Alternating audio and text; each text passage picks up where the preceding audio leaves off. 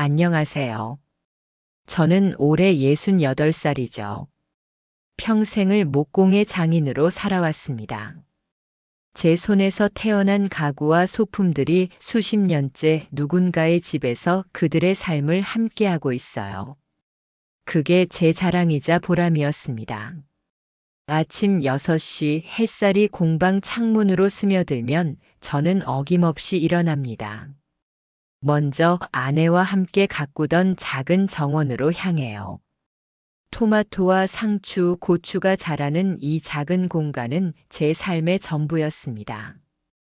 아내가 떠난 지 벌써 3년이 흘렀지만 여전히 그녀의 목소리가 들리는 것 같아요. 당신 오늘도 정원부터 보러 가는군요. 제가 심어놓은 들깨 좀 봐주세요. 그녀의 말투를 흉내내며 혼자 중얼거립니다. 정원을 둘러보고 공방으로 들어가면 하루가 시작되죠. 오늘도 어김없이 작업대 앞에 앉았습니다.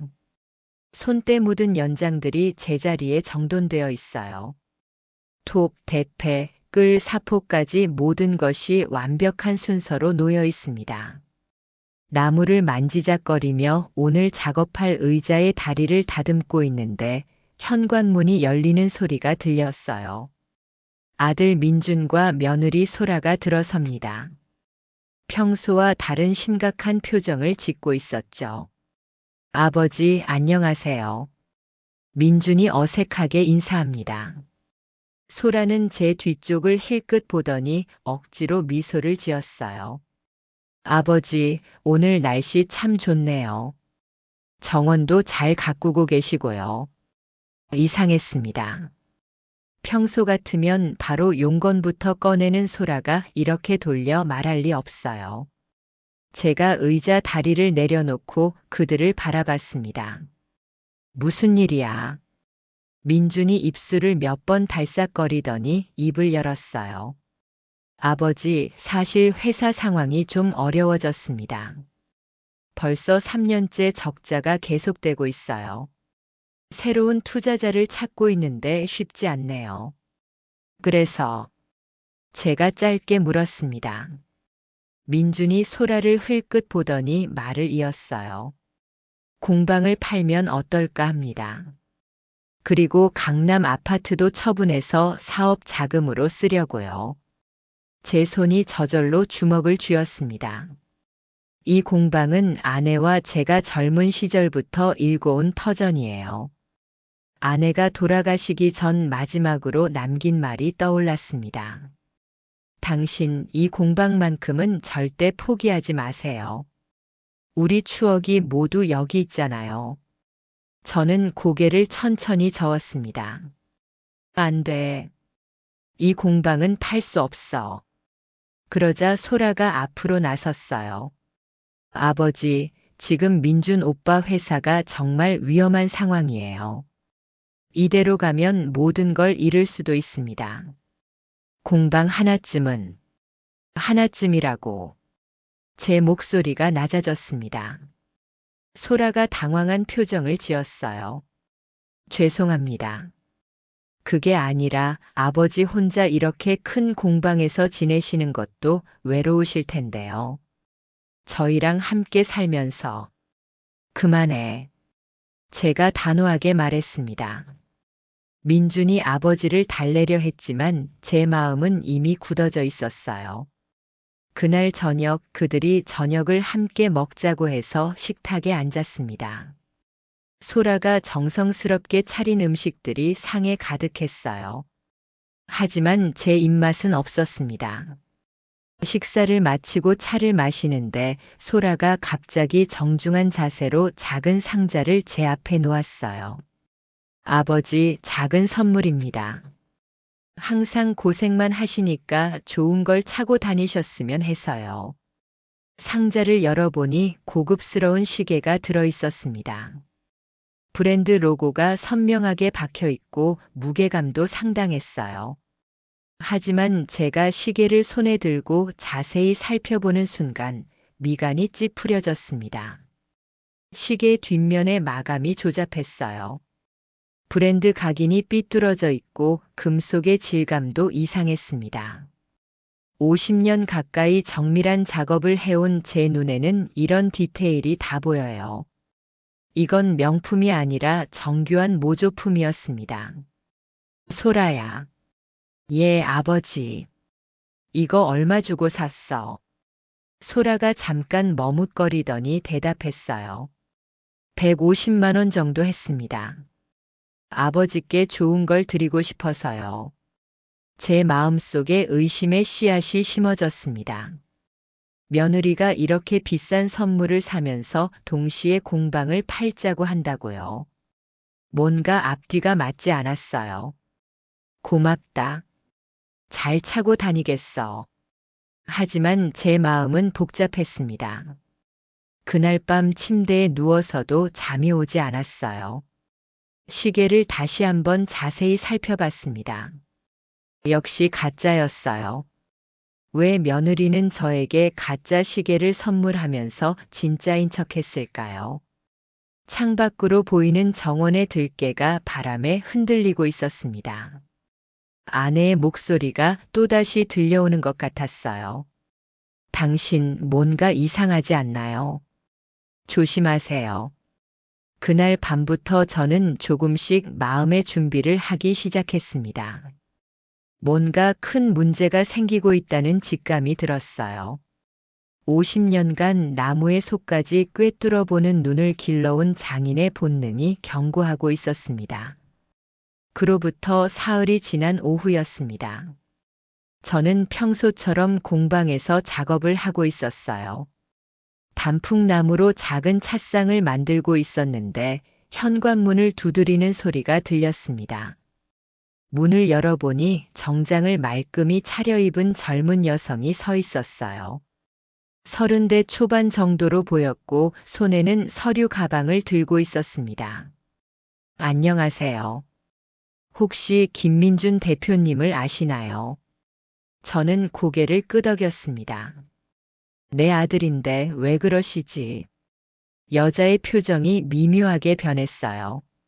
뭔가 당황하는 것 같았습니다. 아, 그러시군요. 사실 사업 관련해서 연락이 안 되어서 이렇게 찾아뵙게 되었습니다. 그래요. 무슨 사업인데? 잠깐만요. 혹시 박소라 씨도 아시나요?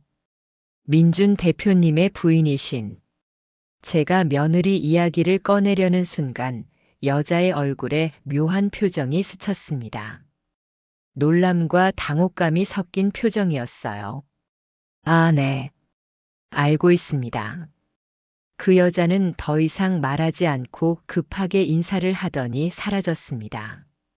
뭔가 이상했어요. 아들의 사업 파트너라면 며느리에 대해서도 잘 알고 있을 텐데 왜 그런 표정을 지었을까요? 저녁 무렵 민준에게서 전화가 걸려왔습니다. 아버지, 안녕하세요. 혹시 오늘 누가 찾아오지 않았나요? 응, 한 여자가 왔더라. 내 사업 얘기를 하던데. 아, 그렇군요. 혹시 뭐라고 하던가요? 별거 아니야. 그런데 민준아, 너 요즘 돈이 그렇게 없어. 전화 너머로 민준이 한숨 쉬는 소리가 들렸어요. 네, 아버지. 정말 힘듭니다. 투자금도 계속 필요하고 운영비도 부족하고요. 그런데 소라는 요즘도 비싼 걸 사더라. 며칠 전에 나한테 시계도 사다 주고. 잠깐 침묵이 흘렀습니다. 시계요. 소라가 아버지께 시계를 사드렸다고요. 응. 150만 원짜리라고 하던데. 또다시 침묵이었어요. 뭔가 이상했습니다. 아버지, 그 시계 어디 브랜드인지 아세요? 민준의 목소리에 긴장감이 배어 있었어요. 저는 시계를 확인해보고 브랜드명을 알려줬습니다. 아버지, 그 시계는 적어도 500만 원은 하는 건데요. 뭐라고? 제 목소리가 높아졌습니다. 소라가 거짓말을 했다는 뜻이었어요. 아버지, 소라가 정말 그런 비싼 시계를 사드렸다면 우리 회사 상황이 그렇게 나쁘지 않을 텐데요. 이상하네요. 전화를 끊고 나서 저는 다시 시계를 자세히 살펴봤습니다. 모조품이라는 확신이 더욱 강해졌어요. 며느리는 왜 가짜 시계를 진짜인 척 선물했을까요? 그리고 가격도 거짓말했고요. 그날 밤 저는 오랫동안 잠들지 못했습니다. 머릿속에 여러 가지 의문이 맴돌았어요. 며느리가 그토록 부유한 척 하면서 사는데 왜 아들은 계속 돈이 없다고 할까요? 회사가 어렵다면서 공방까지 팔자고 하는데 며느리는 비싼 선물을 사고 다니고요. 다음 날 아침 저는 결심했습니다. 직접 알아봐야겠다고요. 평생 나무 한 조각의 흠집도 놓치지 않고 살아온 장인의 눈으로 이 상황의 진실을 찾아내겠다고 마음먹었어요. 정원에서 아침 물주기를 마치고 공방으로 돌아왔습니다.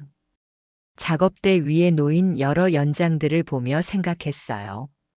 나무를 다룰 때도 겉으로 보기엔 멀쩡해 보이지만 속이 썩은 경우가 많습니다. 겉면을 조금만 파내면 벌레 먹은 구멍이나 곰팡이가 나타나죠. 혹시 우리 가족에게도 그런 일이 벌어지고 있는 건 아닐까요? 겉으로는 화려해 보이지만 속으로는 무언가 썩어가고 있는 건 아닐까요? 점심시간이 되어 간단히 식사를 마치고 저는 산책을 나갔습니다. 사실 산책이 아니라 우리 동네를 한 바퀴 돌면서 생각을 정리하려 했어요. 걸으면서 아내가 살아있을 때의 일들이 떠올랐습니다. 당신 민준이가 소라를 데려왔을 때 기억나세요? 그때 제가 뭐라고 했는지 아세요? 아내의 목소리가 귓가에 맴돌았어요.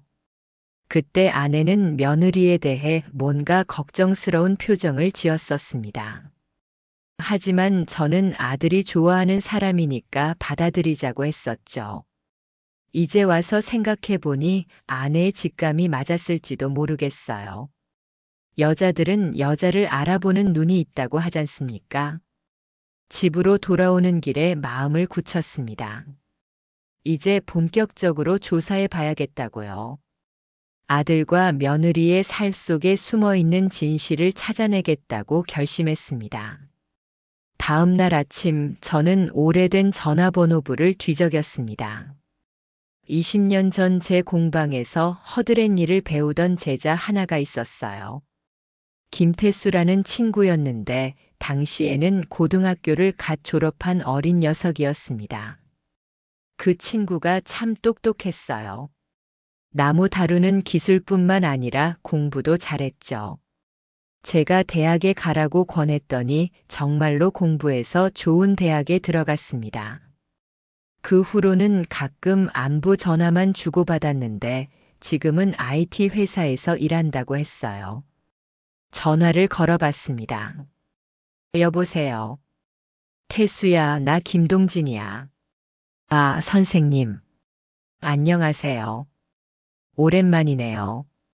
목소리만 들어도 반가웠어요. 여전히 예의 바른 톤이었습니다. 태수야, 시간 있으면 공방에 한번 놀러 와라. 선생님이 도움이 필요해. 무슨 일이세요? 바로 갈게요.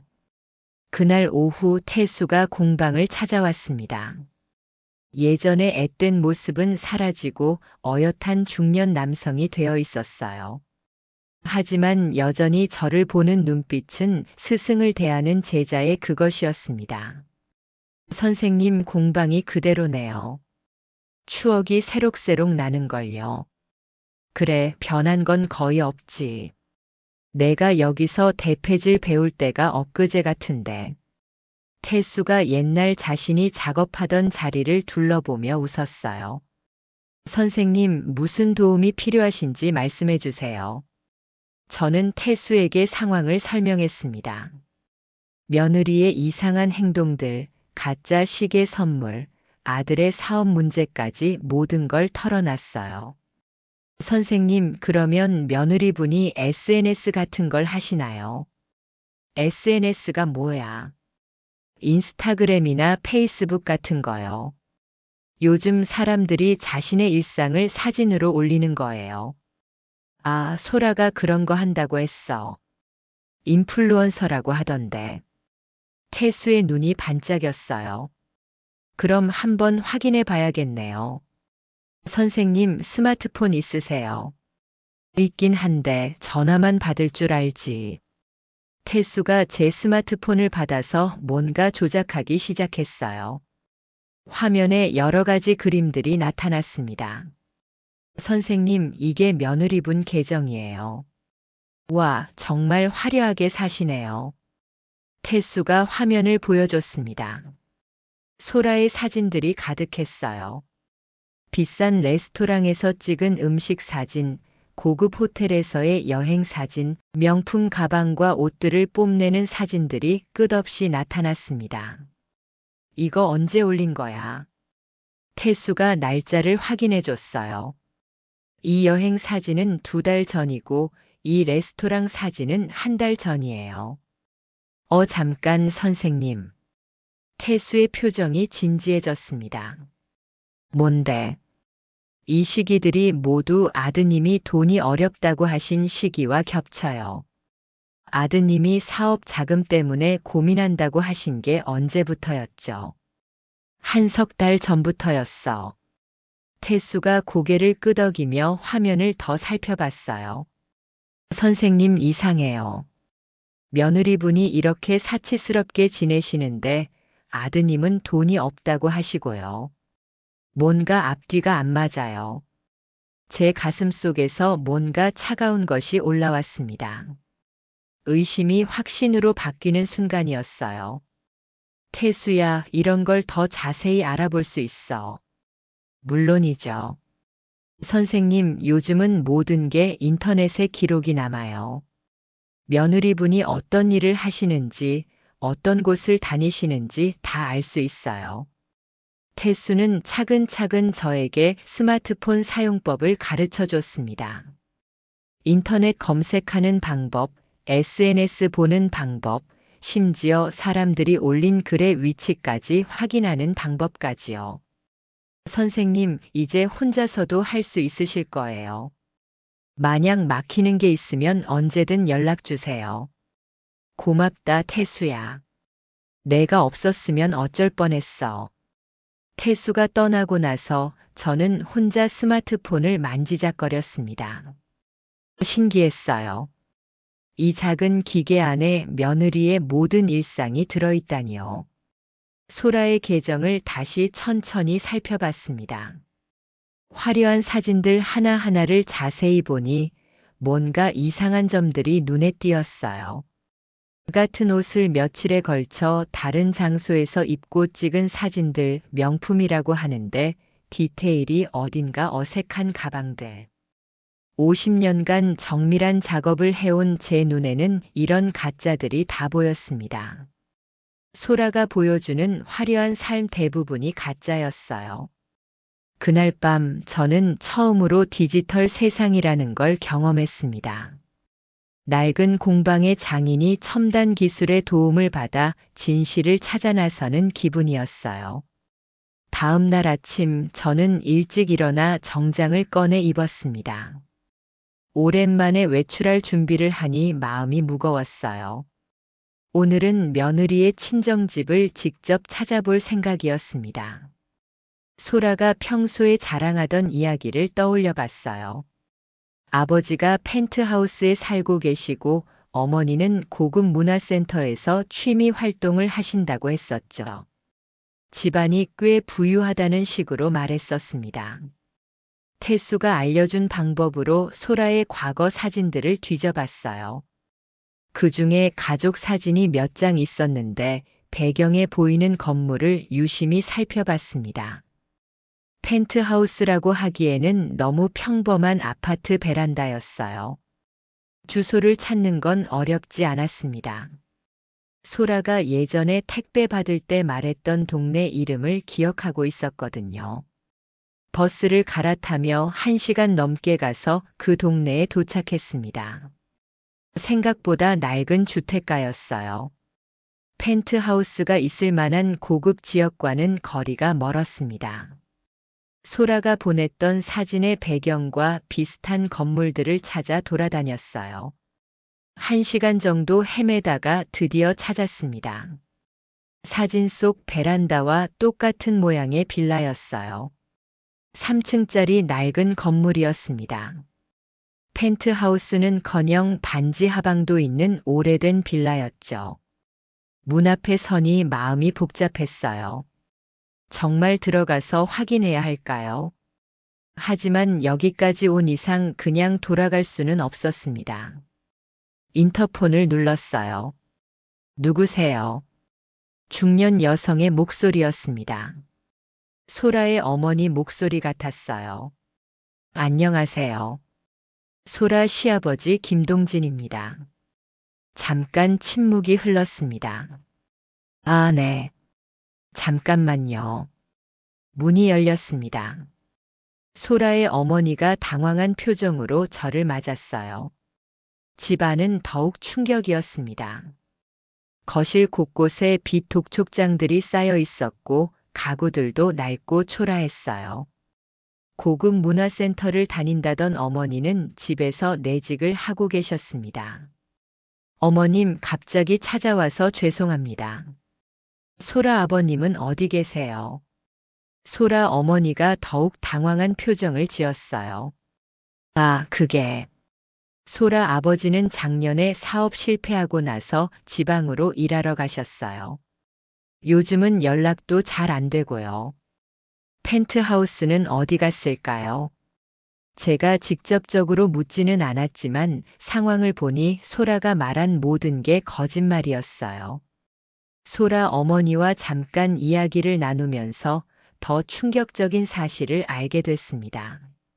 소라가 정기적으로 돈을 보내온다고 하는데 그 돈이 민준의 사업 자금에서 나온 거라는 사실을 어머니는 모르고 계셨어요. 소라가 성공했다고 생각하고 계셨던 거죠. 딸이 인플루언서로 돈을 많이 번다고 믿고 계셨습니다. 어머니, 소라가 요즘 어떤 일을 하는지 아세요? 인터넷으로 광고 같은 걸 한다고 하던데 자세한 건 잘 모르겠어요.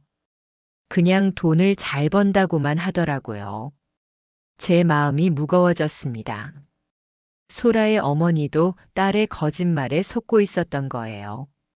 집을 나오면서 마지막으로 한 가지 더 확인했습니다.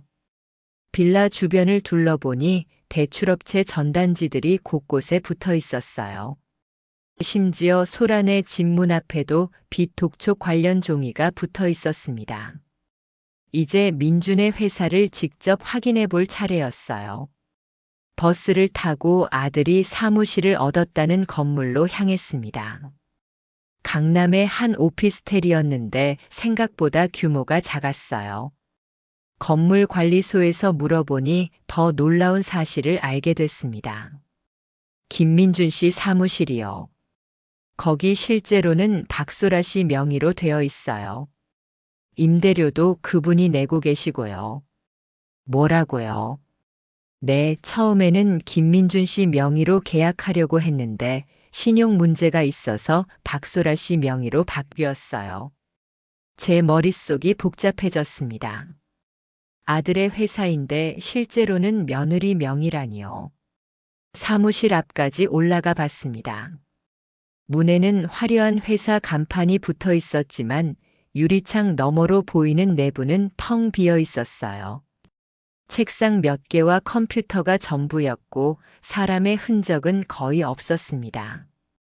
관리사무소에서 한 가지 더 물어봤어요. 이 사무실에 보통 몇 명 정도 출근하나요? 많이 봐야 2~3명 정도요. 대부분 박소라 씨 혼자 계시는 것 같은데요. 김민준 씨는 안 오시나요? 가끔 오시는데 박소라 씨만큼 자주는 안 오세요. 집으로 돌아오는 길에 제 마음은 점점 무거워졌습니다. 며느리가 꾸며낸 거짓말의 규모가 생각보다 컸어요. 친정 형편부터 시작해서 남편의 사업까지 모든 게 허위였습니다. 그날 저녁 민준에게서 전화가 걸려왔어요. 아버지, 안녕하세요. 오늘 어디 다녀오셨어요? 응, 잠깐 볼 일이 있어서 나갔다 왔어. 사업은 어떻게 되어가? 여전히 어렵습니다. 투자자를 찾고 있는데 쉽지 않네요. 민준의 목소리에서 피로감이 느껴졌어요. 하지만 제가 오늘 본 것들을 생각하면 과연 민준이 진짜 사업을 하고 있는 건지 의심스러웠습니다. 민준아, 너 사무실에 매일 나가. 네, 물론이죠. 거의 매일 나가서 일하고 있습니다. 또 거짓말이었어요. 관리사무소에서 들은 이야기와 다르잖아요. 전화를 끊고 나서 저는 오랫동안 생각했습니다. 아들도 며느리의 거짓말에 동조하고 있는 건지 아니면 아들도 며느리에게 속고 있는 건지 알 수가 없었어요. 하지만 한 가지는 확실했습니다. 우리 가족에게는 큰 문제가 있고 그 중심에는 며느리 소라가 있다는 사실이었어요. 다음 날 아침 저는 오랜 친구에게 전화를 걸었습니다. 고등학교 동창인 이정호 변호사였어요. 같은 동네에서 자란 중마고우였는데 지금은 법무법인을 운영하고 있습니다. 정호야, 나 김동진이야. 동진아. 오랜만이네. 무슨 일이야? 좀 급한 일이 있어서 그러는데 사람 신상 조회 같은 거 할 수 있어. 뭔 일인데 그런 게 필요해. 제가 상황을 간단히 설명했습니다. 며느리의 이상한 행동들과 거짓말들에 대해서요. 아, 그런 일이 있었구나. 걱정 많이 했겠어. 그래, 법적인 범위 내에서 조사할 수 있는 건 도와줄게. 정호는 신뢰할 만한 친구였어요. 학창 시절부터 정의감이 강했고 변호사가 된 후에도 어려운 사람들을 많이 도와줬습니다. 오후에 정호의 사무실을 찾아갔어요. 깔끔하게 정리된 사무실에서 정호가 서류를 펼쳐 보였습니다. 동진아, 박소라 씨에 대해 조사해 봤는데 생각보다 문제가 심각해. 뭔데?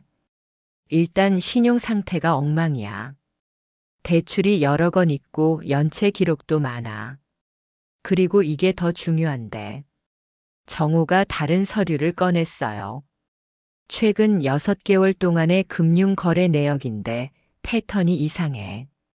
정기적으로 큰 돈이 들어오고 나가고 있어. 어떻게 들어오고 나가는데? 들어오는 돈은 대부분 민준이 명의의 사업자 계좌에서야. 그런데 나가는 돈을 보면 두 곳으로 나뉘어. 하나는 친정 쪽이고 또 하나는 정호가 잠깐 말을 멈췄어요. 또 하나는 뭔데? 정체불명의 남자 계좌야. 이름은 최준혁인데 박소라 씨와 무슨 관계인지는 더 조사해 봐야겠어. 제 가슴이 철렁 내려앉았습니다. 며느리가 다른 남자에게 돈을 보냈다는 얘기였어요. 정호야, 그 남자에 대해서 더 알 수 있어. 물론이지. 며칠만 시간을 줘. 그런데 동진아, 이 정도면 심각한 문제야. 사기나 횡령에 해당할 수 있거든. 제 손이 떨렸습니다. 설마 며느리가 그런 일까지 저질렀을까요? 그리고 한 가지 더. 박소라 씨가 인플루언서 활동으로 벌어들이는 수입을 조사해 봤는데 실제로는 거의 없어. 광고 수익이나 협찬 같은 건 미미한 수준이야. 그럼 소라가 보여주는 화려한 생활은 다 거짓말이라는 거네. 맞아. 대부분 빌린 돈이나 남편 돈으로 유지하는 거칠애인 것 같아. 정호와 이야기를 나누고 집으로 돌아오는 길에 머릿속이 복잡했어요. 며느리의 문제가 단순한 허영심이나 거짓말 수준을 넘어서고 있었습니다. 그날 저녁 정호에게서 전화가 왔어요. 동진아, 최준혁이라는 남자에 대해 알아냈어. 뭔데? 박소라 씨의 대학교 선배야. 그런데 이 사람이 현재 투자 사기 혐의로 수사를 받고 있어. 뭐라고? 박소라 씨가 보낸 돈들이 모두 투자금 명목이었는데 실제로는 사기꾼한테 돈을 갖다 바친 거야. 아마 박소라 씨도 피해자일 수 있지만 돈의 출처를 생각하면 제 머리가 지끈거렸습니다. 정호야, 그럼 민준이도 모르게 사업 자금을 빼돌린 거야. 그럴 가능성이 높아. 내일 더 자세한 자료를 준비해 줄게. 동진아, 이 일은 빨리 처리해야 해.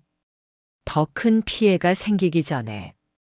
전화를 끊고 나서 저는 한참을 멍하니 앉아 있었어요. 며느리가 아들을 속이고 사업 자금을 빼돌려서 사기꾼에게 갖다 바쳤다니요.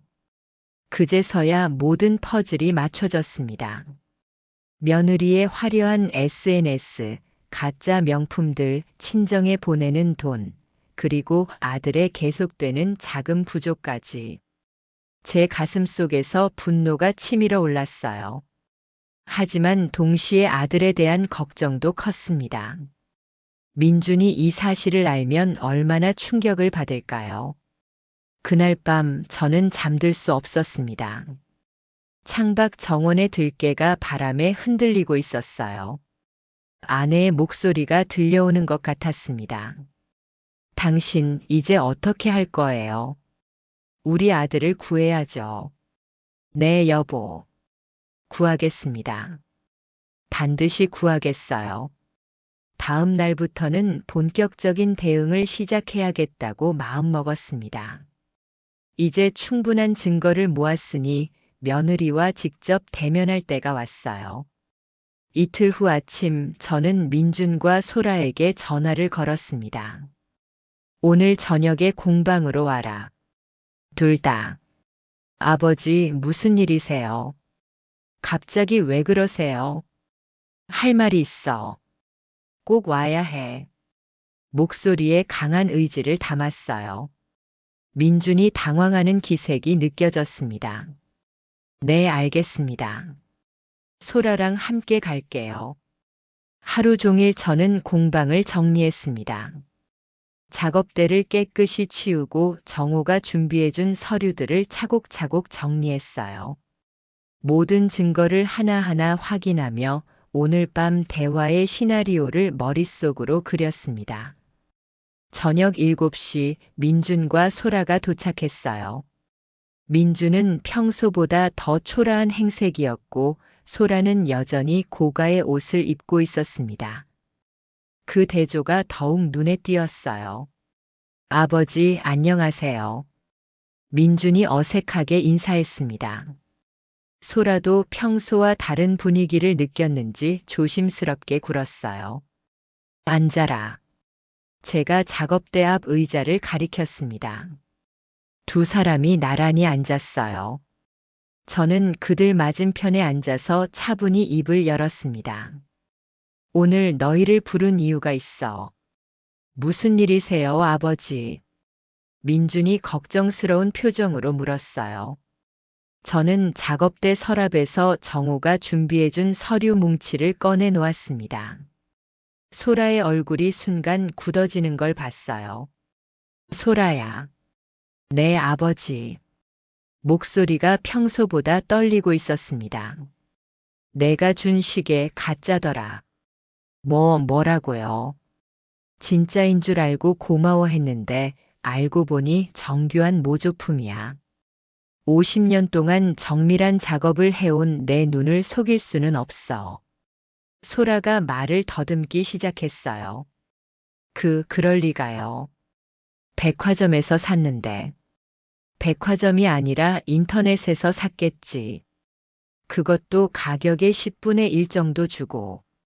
민준이 놀란 표정으로 소라를 쳐다봤습니다. 소라야, 정말이야. 소라가 변명하려 했지만 저는 다음 서류를 꺼냈어요. 이건 내 친정집 상황이야. 펜트하우스가 아니라 낡은 빌라에 살고 계시더라. 빚도 많고. 아버지, 어떻게 그걸. 직접 가봤어. 내 어머니도 만났고. 소라의 얼굴이 하얗게 질렸습니다. 그리고 이건 내가 운영한다는 회사 실상이야. 민준이 명의지만 실제로는 내 이름으로 모든 게 처리되고 있어. 민준이 충격받은 표정으로 소라를 바라봤어요.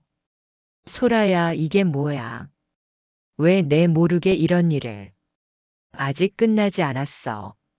저는 가장 중요한 서류를 마지막에 꺼냈습니다. 이건 내가 최준혁이라는 남자에게 보낸 돈의 내역이야. 투자금이라고 했지만 그 남자는 사기꾼이었어. 현재 경찰서에서 수사받고 있고. 소라가 완전히 말을 잃었어요. 입술이 파르르 떨리고 있었습니다. 그리고 이 돈들의 출처는 모두 민준이 사업자금 계좌야. 내가 남편 몰래 빼돌린 거지. 민준이 벌떡 일어났어요. 소라야, 이게 정말이야. 내가 투자 받으려고 모은 돈을 내가. 소라가 드디어 입을 열었습니다. 오빠, 그게 아니에요. 정말 투자라고 생각했어요. 준혁 오빠가 확실한 사업이라고 해서. 확실한 사업이었다면 왜 나한테 말하지 않았어? 왜 몰래 했어? 그건. 소라가 말을 잇지 못했어요. 저는 녹음기를 테이블 위에 놓았습니다. 어디서부터 시작하면 좋을까? 내가 지금까지 한 거짓말들을 하나씩 정리해보자. 소라의 눈에서 눈물이 흘러내리기 시작했어요. 하지만 저는 멈추지 않았습니다.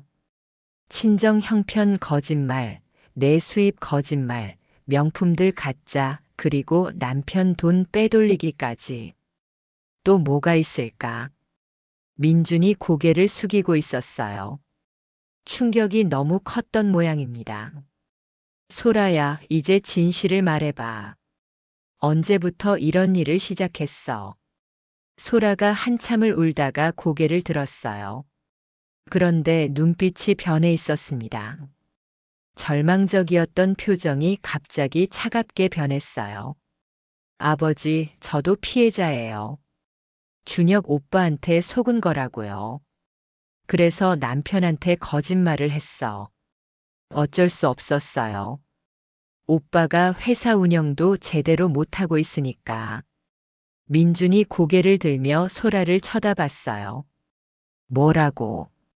내가 회사 운영을 제대로 못한다고. 사실이잖아요. 3년째 적자고 투자자도 못 구하고. 그래서 제가 나서서 한 거예요.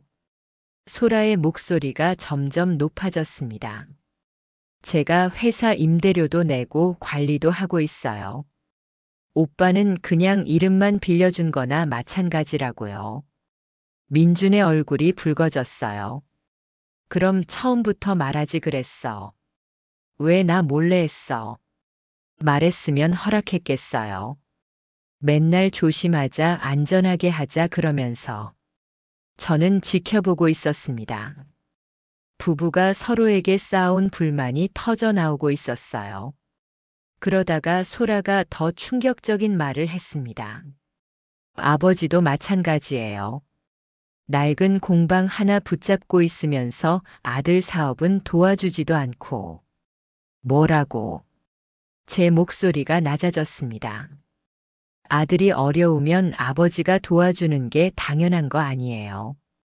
공방 팔아서 사업자금 만들어주면 되는데 계속 거부하시잖아요. 소라가 본색을 드러내기 시작했어요. 저희가 성공하면 아버지도 좋잖아요. 왜 이렇게 이기적이세요? 이기적이라고. 제 손이 주먹을 쥐었습니다. 내가 평생 일궈온 터전을 팔라고 하는 게 이기적이 아니고 내가 거부하는 게 이기적이야. 그렇죠. 시대에 뒤떨어진 낡은 공방 하나 때문에 가족이 망하는 걸 보고 있으니까요. 민준이 소라를 제지하려 했지만 소라는 멈추지 않았어요. 아버지가 돌아가시면 어차피 저희 거 될 텐데 지금 팔아서 쓰면 안 되나요? 그 순간 저는 마지막 서류를 꺼냈습니다. 소라야, 이것도 봐라. 뭔데요? 민준이 명의로 된 가짜 계약서들이야. 내가 위조한 거지. 민준이 서류를 보더니 경악했어요. 이게 뭐야? 내 서명이 이렇게 많이. 다 위조야. 소라가 내 이름으로 대출받고 계약하고 심지어 보증까지 서게 만든 거야. 민준이 소라를 쳐다봤어요. 배신감이 가득한 눈빛이었습니다. 소라야, 정말이야. 내 이름으로 이런 일까지 했어. 소라가 더 이상 변명하지 못했어요. 모든 증거가 나와 있었기 때문입니다. 민준이 고개를 떨어뜨리며 중얼거렸어요. 그럼 내가 지금까지 사업한다고 생각한 건 다 가짜였던 거야. 나는 그냥 내가 이용할 도구였던 거고. 소라가 다시 울기 시작했어요. 하지만 이번에는 진짜 절망의 눈물 같았습니다. 오빠, 처음에는 정말 우리를 위해서였어요. 성공하고 싶었다고요. 성공하고 싶어서 남편을 속이고 시아버지를 속이고 사기꾼한테 돈을 갖다 바쳤어. 저는 녹음기를 정지시키고 소라를 바라봤습니다. 소라야, 내가 한 일들은 단순한 실수가 아니야. 계획적인 사기야. 소라가 갑자기 태도를 바꿨어요. 울음을 그치고 민준을 향해 날카로운 눈빛을 보냈습니다. 오빠, 저를 버리면 오빠도 끝이에요. 뭐라고? 이 모든 일에 오빠도 공범이라고요. 회사는 오빠 명의고 대출도 오빠 이름으로 받았어요. 저 혼자만 나쁜 사람 될 줄 알았어요. 민준이 당황했어요. 내가 언제 공범이라고 했어? 나는 아무것도 모르고 있었잖아. 법적으로는 상관없어요. 오빠 명의로 된 모든 빚과 책임은 오빠가 져야 해요. 소라의 목소리에 협박의 의미가 담겨 있었습니다. 저를 신고하면 오빠도 같이 망해요. 사업은 물론이고 신용도 다 잃게 될 거예요. 제가 끼어들었습니다. 소라야, 협박하는 거야. 협박이 아니라 사실을 말하는 거예요. 아버지가 저를 고소하시든 뭘 하시든 민준 오빠도 같이 피해를 볼 거라고요. 그때 제가 미소를 지었어요. 소라야, 내가 방금 한 말들 다 녹음됐어. 뭐요? 제가 녹음기를 다시 재생했습니다. 소라의 협박하는 목소리가 그대로 나왔어요. 나를 버리면 당신도 공범으로 모든 것을 잃을 것이라고 했지. 이것도 훌륭한 증거야. 소라의 얼굴이 파랗게 질렸어요. 아, 아버지. 그게 아니라. 이미 늦었어. 너의 진짜 모습이 다 드러났으니까. 민준이 소라를 바라보는 눈빛이 완전히 변했어요. 사랑하는 아내가 아니라 낯선 사람을 보는 눈빛이었습니다. 소라야, 우리 이제 끝이야. 오빠, 제발. 한 번만 기회를 주세요. 기회를 주라고. 몇 번의 기회를 줘야 해. 내가 지금까지 한 게 몇 번의 거짓말인데. 저는 소라에게 마지막 제안을 했습니다. 소라야, 내가 마지막으로 기회를 주겠어. 정말이요. 모든 소송을 포기하고 조용히 이혼해라. 그리고 앞으로 우리 가족 앞에 나타나지 마라. 그럼 저는 어떻게 살아요? 그건 내가 알아서 할 일이야. 내가 지금까지 한 일들을 생각하면 이것도 충분히 관대한 처사야. 소라가 민준에게 매달렸어요. 오빠, 정말 끝인가요? 우리 하준이는 어떻게 하고요? 하준이는 내가 키울게. 내가 아이한테까지 나쁜 영향을 주게 할 수는 없어. 민준의 목소리는 단호했습니다. 소라가 마지막으로 발악했어요. 좋아요. 그럼 저도 끝까지 갈게요. 법정에서 봐요. 오빠가 얼마나 무능한 남편이었는지 다 밝혀줄게요. 그때 제가 최후의 카드를 꺼냈습니다. 소라야, 내가 그러고 싶다면 좋아. 하지만 내가 최준혁한테 보낸 돈 중에 일부는 내가 개인적으로 쓴 거잖아. 뭐요? 제가 서류를 한 장 더 꺼냈어요. 호텔비, 명품 구입비, 여행비까지. 이건 투자금이 아니라 내가 사치하려고 쓴 돈이야. 소라의 입이 벌어졌어요. 이것까지 다 조사했다면 너에 대한 법적 처벌은 피할 수 없을 거야. 업무상 횡령죄에 사기죄까지 추가될 테니까. 소라가 완전히 무너졌어요. 바닥에 주저앉아서 울기 시작했습니다. 제발요. 저도 살아야 해요. 그럼 내 조건을 받아들여라. 조용히 이혼하고 우리 앞에서 사라져라. 소라가 고개를 끄덕였어요. 더 이상 버틸 힘이 없었던 모양입니다. 알겠어요. 그렇게 할게요. 그날 밤 소라는 짐을 싸서 집을 떠났습니다. 화려했던 겉모습과 달리 정말 가져갈 것이 없었어요. 대부분이 가짜이거나 빌린 것들이었으니까요. 이혼 절차는 생각보다 빨리 끝났습니다. 소라가 모든 조건을 받아들였거든요. 민주는 모든 것을 잃었지만 동시에 속박에서 벗어났다고 할 수 있었어요. 한 달 후 민준이 하준이를 데리고 공방으로 돌아왔습니다. 아들의 얼굴은 많이 초라해져 있었지만 예전보다 편안해 보였어요. 아버지, 저희가 여기서 살아도 될까요? 당연하지. 원래 내 집이야. 하준이는 처음에 할아버지 공방이 신기했나 봅니다. 이것저것 만져보고 구경하더라고요. 할아버지, 여기서 뭐 만들어요? 가구도 만들고 예쁜 것들도 만들지. 하준이도 배우고 싶어. 네, 배우고 싶어요. 아이의 순수한 미소를 보니 마음이 따뜻해졌어요. 민주는 처음에는 목공일이 어색했습니다. 오랫동안 컴퓨터 앞에서만 일했던 손이라 도구 사용이 서툴렀어요. 하지만 포기하지 않고 꾸준히 배웠습니다.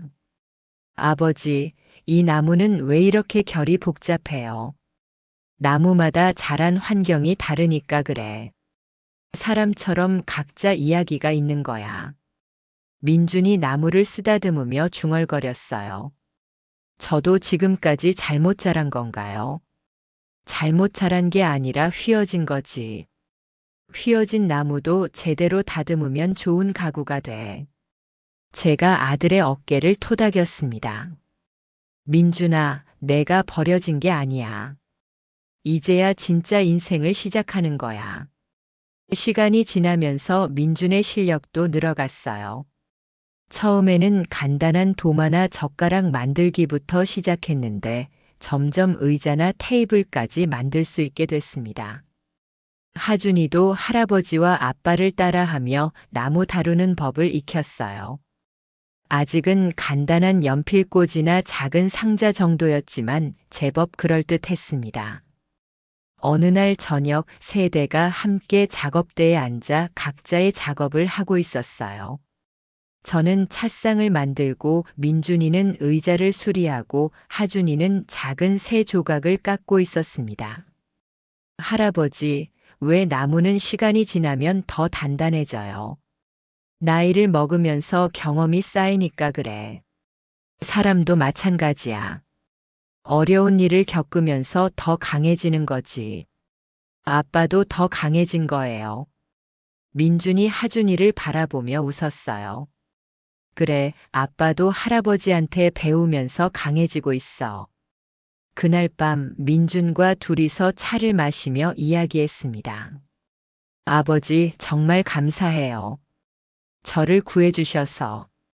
내가 뭘 구했어? 내가 스스로 깨달은 거지. 소라와 함께 있을 때는 항상 뭔가에 쫓기는 기분이었어요. 성공해야 한다는 압박감에 진짜 중요한 걸 놓치고 살았던 것 같아요. 진짜 중요한 게 뭔데? 가족이요. 그리고 정직하게 사는 것. 민준의 눈에 진정한 평화가 보였어요. 몇 달 후 공방에 손님들이 찾아오기 시작했습니다. 저희가 만든 가구들의 소문이 나면서였어요. 특히 3대가 함께 만든다는 이야기가 사람들의 관심을 끌었습니다. 어느 날은 젊은 부부가 찾아와서 신혼집에 놓을 식탁을 주문했어요. 할아버지, 아버지, 손자가 함께 만든 가구라니 정말 의미 있을 것 같아요. 정성껏 만들어 드릴게요. 민준이 자신있게 대답했습니다. 그 식탁을 만들면서 하준이도 작은 부분을 담당했어요. 다리 부분에 작은 장식을 새기는 일이었는데 정말 열심히 했습니다. 할아버지, 이 식탁을 받을 사람들이 행복할까요? 당연하지. 우리가 마음을 담아서 만들었으니까. 하준이가 환하게 웃었어요. 완성된 식탁을 보니 정말 예뻤습니다. 3명의 손길이 만나 하나의 작품이 된 거였어요. 나무의 결을 따라 흐르는 선들이 우리 가족의 이야기 같았습니다. 그 젊은 부부가 식탁을 받아가는 날 정말 기뻐했어요. 너무 아름다워요.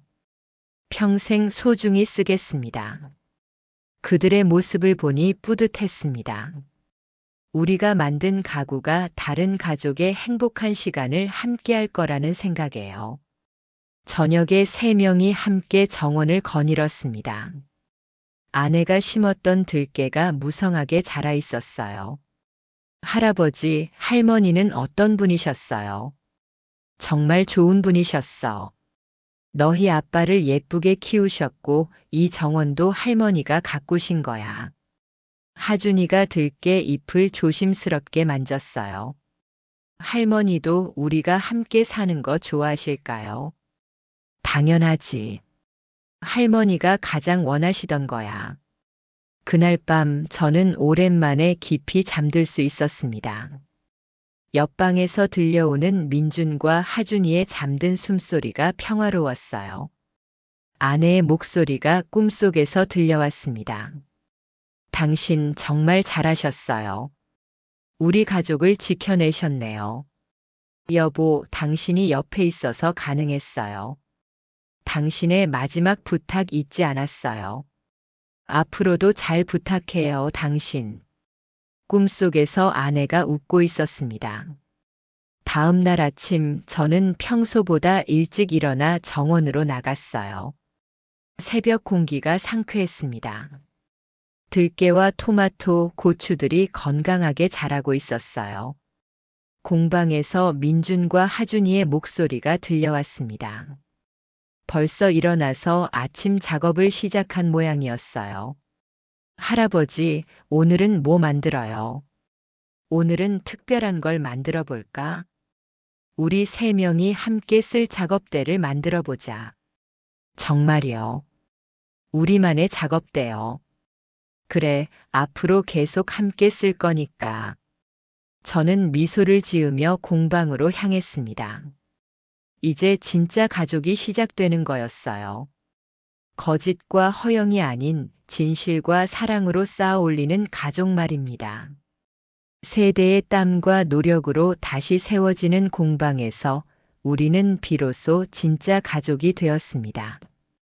나무의 결을 읽는 법과 진실을 바라보는 법을 서로에게 가르치며 하루하루를 소중히 살아가고 있어요. 끝까지 들어주셔서 감사합니다. 선생님들 구독, 좋아요 부탁드립니다.